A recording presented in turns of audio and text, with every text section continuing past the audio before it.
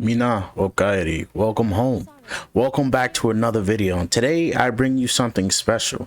I wanted to try something different, and that's what I'm doing in this video. So I hope you enjoy it, and leave a like and subscribe if you enjoy the content. And I will see you in the next video. Let me introduce you to Huma. She wields a weapon known as Molten Shield version 2. This weapon is mainly used for absorbing damage, but it can be used to dish out a vast amount of damage over an extended period of time. Let's get into her skill set. Huma has a variety of attacks, from basic and charge attacks to dodge attacks, where she launches a projection of her molten shield at her foes, which explodes shortly after being fired. She's also able to gather up her enemies by using her charge attack in order to deal a considerable amount of burst damage, while also whittling down their HP. When switching to the Molten Shield version 2, while the weapon burst gauge is full, you will emit a blast that deals damage to your foes, while also pulling their attention away from your allies and putting it onto you. Huma is not only great for dealing damage, but she's also extremely successful at shattering the shields of her opponents, with little to no effort. Since Huma holds a version 2 weapon, she's able to transform it from a shield into an axe. When doing so, she shatters the earth below her and leaves behind an area of molten earth that deals damage to any enemy foolish enough to tread upon the shattered ground. While in axe form, Huma dash attacks become a lot quicker and changes from a ranged attack into a close-up whirlwind attack that strikes her enemies multiple times.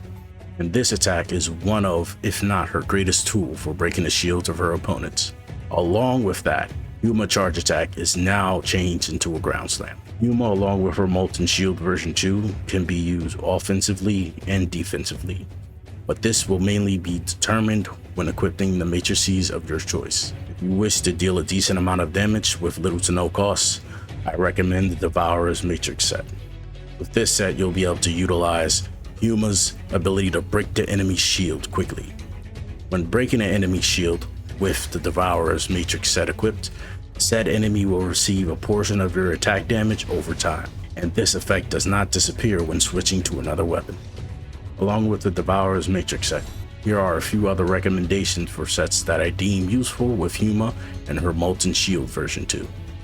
You can combine the 2-piece Rational Liberation set along with Slightly Awakened 2-piece set.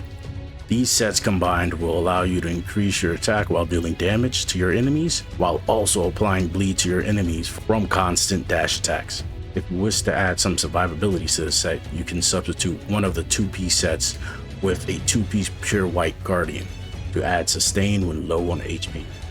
When using Huma, one must not forget the relics. Relics are an important part of combat. 2 relics that go great with Huma are the Hologram Projector and the Confinement Relic. The Hologram Projector allows you to call forth a projection of oneself that mimics your combat prowess. The other is a Confinement Relic that deals constant damage to the enemies entrapped within. If they attempt to leave the area of confinement, they will be stunned upon exit. Using these relics in tandem with Huma's weapon skill will allow you to put down 2 zones of shattered earth that will deal damage to your enemies over time while also confining them and limiting their movements.